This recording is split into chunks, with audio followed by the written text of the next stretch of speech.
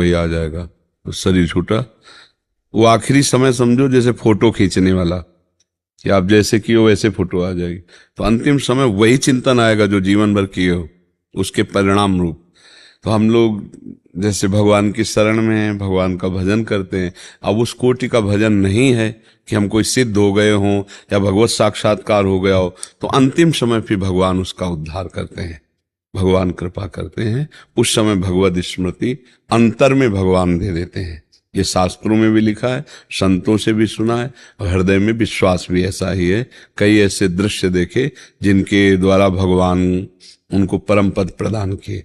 जैसे अंतिम समय है, हम पहुंच गए, हे भाई राधा राधा राधा, या अभी कुछ ही समय पहले राधा राधा राधा राधा, और उसका शरीर छूटा। तो राधा राधा के प्रभाव से पता हमें चल गया कि वो भगवान को प्राप्त हुआ, क्योंकि अंतिम समय सुना और गुनगुनाया और प्राण छूट गए, वो भगवान को प्राप्त हो गया। जैसे अंतिम समय नारायण पुकारा ना बच्चे को, बच्चे के लिए अजामिल, उसे भगवत प्राप्ति हो गई। तो हम इसीलिए रात दिन भजन करते हैं कि भगवान कृपा करें, अंतिम समय हमारा भजन बन जाए, भगवान की स्मृति आ जाए। तो हमें डरना नहीं है, हमें विश्वास करना है कि हमारा कल्याण निश्चित हो जाएगा। ठीक है महाराज जी, जैसे सारा राधा रानी की याद में सारा सारा दिन निकल जाता है, आंसुओं में रोते हुए निकल जाता है सारा सारा दिन। तो इसमें तो बड़ी कृपा है, इसको तो छुपाओ, किसी से कहना नहीं। अगर हमारे कहने का भाव बना रहेगा तो सब बंद हो जाएगा। अहंकार जहां आ गया तो किया कराया सब भजन रुक जाता है। ये तो कृपा, चुप रहो। कोई पूछे भी कि प्रभु के लिए रो रहे हो क्या, तो नहीं, हमें थोड़ा परेशानी है। किसी को ये थोड़ी बताया जाता है कि हम भगवान के लिए रो रहे हैं, ये प्रेम के आंसू प्रभु के, ऐसा नहीं।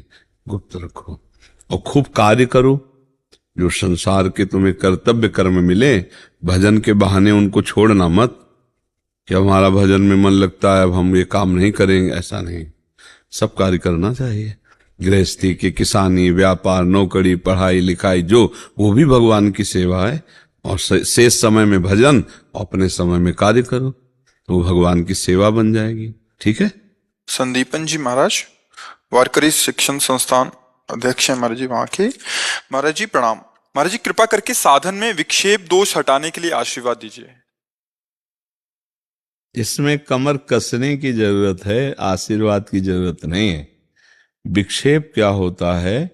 बार बार विपरीत चिंतन होना, विषयों का आकर्षण होना, यही तो विक्षेप होता है।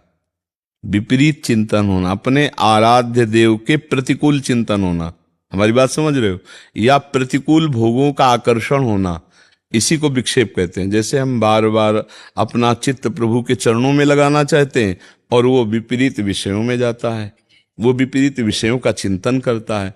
इसमें आशीर्वाद की जरूरत नहीं होती। अभ्यास योग युक्तेन चेतसा नान्यगामिना, हमें डटकर लड़ाई लड़नी है। अब हम विट्ठल विट्ठल विट्ठल जप रहे हैं, हमारा मन हमारे सामने